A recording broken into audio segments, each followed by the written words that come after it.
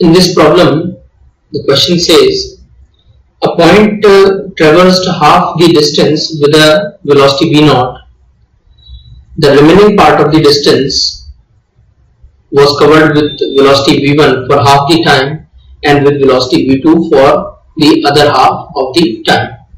Find the mean velocity of the point averaged over the whole time of motion. Okay, तो इस question में हमसे कह रहे हैं कि let's say the total distance is some d, this total distance is d. इस total distance d में से जो आधी दूरी है d/2, उस d/2 को कवर किया गया है स्पीड v0 से, स्पीड v0 से. और जो बची हुई दूरी है d/2, ये वाली, इस बची हुई दूरी d/2 में आधे टाइम तक, यानी कि लेट्स से यहाँ का टाइम जो है वो है t, यहाँ से यहाँ तक का जो टाइम है वो t है. तो v1 स्पीड से चले हम t/2 टाइम तक और v2 स्पीड से चले हम अगले t/2 टाइम तक, ऐसा कहा है. तो हमें पूरे यात्रा की एवरेज स्पीड बतानी है. तो in this question it's quite easy to find the average velocity, the average speed, which is total distance, which is d upon total time, total distance upon total time. Total distance is d obviously. Total time में ये d/2 v0 speed से cover हुआ है, तो d/2 है दूरी, दूरी upon speed is time plus ये जो अगला d/2 है, ये जो अगला d/2 है, ये किस स्पीड से कवर हुआ है ओवरऑल. तो क्या हम इस सेगमेंट की एवरेज स्पीड निकाल लें, तो ये वाली दूरी इस एवरेज स्पीड से ट्रैवल हुई है वो हम पता कर लें, हम वो यहाँ रख देंगे.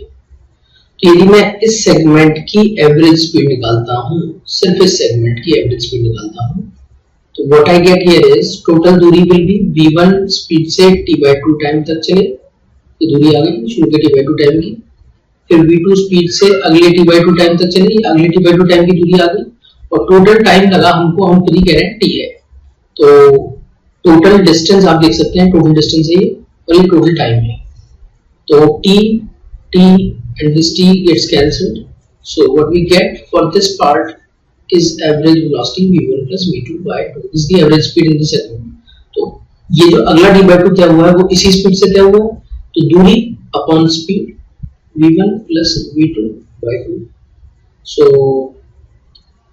इसको सॉल्व करना है हमको जस्ट, तो d and d, so 1 upon 1 by 2 v0 plus this will be 1 by 2 v1 plus v2, और ये 2 जो है आई थिंक ऊपर चला जाएगा, नहीं ये जो है 2, एक्चुअली ये वाला 2 इस 2 से कैंसिल होगा, so we need not write any 2 in this case, right? So now if we solve this, 1 upon LCM ले लेते हैं, 2 v0 v1 plus v2,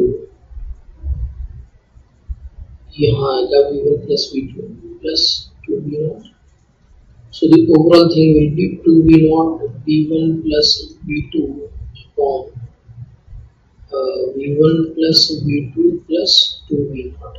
This should be the final answer. Okay.